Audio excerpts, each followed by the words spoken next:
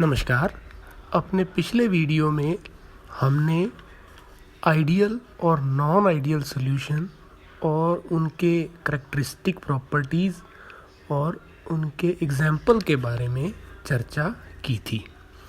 इस वीडियो में हम विलयनों की सांद्रता प्रदर्शित करने की विधियाँ, methods of expressing the concentration of solution और कंपोजिशन ऑफ सॉल्यूशन और उसमें भी मुख्यतः भार मात्रक यानी वेट यूनिट्स के बारे में चर्चा करेंगे।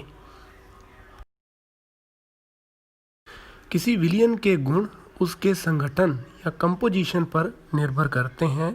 कंपोजिशन उसमें उपस्थित अवयवों को प्रदर्शित कर गुणात्मक या क्वालिटेटिवली रूप से तथा उनकी आपेक्षिक मात्राएं बताकर मात्रात्मक या क्वांटिटेटिव रूप से सॉल्यूशन को व्यक्त करता है। किसी विलयन के कंपोजिशन से हमारा तात्पर्य यह होता है कि विलेय या सॉल्यूट की कितनी मात्रा सॉल्वेंट में घुली हुई है। किसी सॉल्यूशन में सॉल्वेंट की निश्चित मात्रा में सॉल्यूट की घुली हुई मात्रा उसकी सांद्रता या कंसंट्रेशन कहलाती है। सॉल्यूट और सॉल्वेंट का मात्रात्मक संगठन या कंसंट्रेशन या सांद्रता कई प्रकार से व्यक्त किया जा सकता है, जो कि इस प्रकार है। नंबर 1 वेट यूनिट्स यानी भार मात्रक। नंबर 2 वेट वॉल्यूम यूनिट्स यानी भार आयतन मात्रक। पहले हम भार मात्रक या वेट यूनिट्स के बारे में चर्चा करेंगे।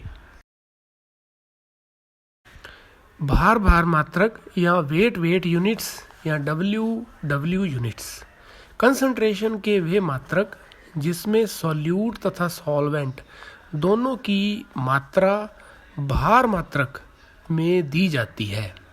एक बाइनरी सॉल्यूशन में दो अवयव ए सॉल्यूट तथा बी सॉल्वेंट है। माना कि उनकी मात्राएं क्रमशः WA व WB, मोलों की संख्या NA व NB तथा आयतन VA व VB है। तो नंबर 1 भार प्रतिशत या वेट परसेंटेज या परसेंटेज बाई वेट। 100 ग्राम विलयन में घुले हुए विलेय की ग्रामों में मात्रा विलयन का भार प्रतिशत कहलाती है। अर्थात 100 ग्राम सॉल्यूशन में घुले हुए सॉल्यूट की ग्राम में मात्रा सॉल्यूशन का वेट परसेंटेज कहलाती है। अवयव ए का सॉल्यूशन में वेट परसेंटेज बराबर ए की सॉल्यूशन में मात्रा बटा में ए प्लस बी की मात्रा, यानी ऊपर आएगा विलेय का भार बटा में विलयन का भार इंटू 100।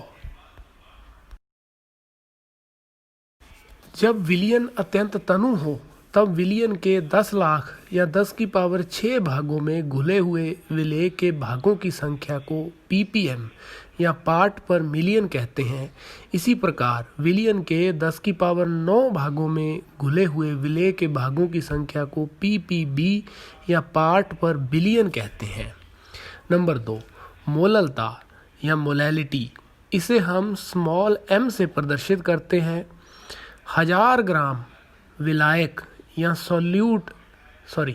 सॉल्वेंट में घुले हुए सॉल्यूट या विलेय के मोलों की संख्या को विलयन की मोललता या मोलैलिटी कहते हैं।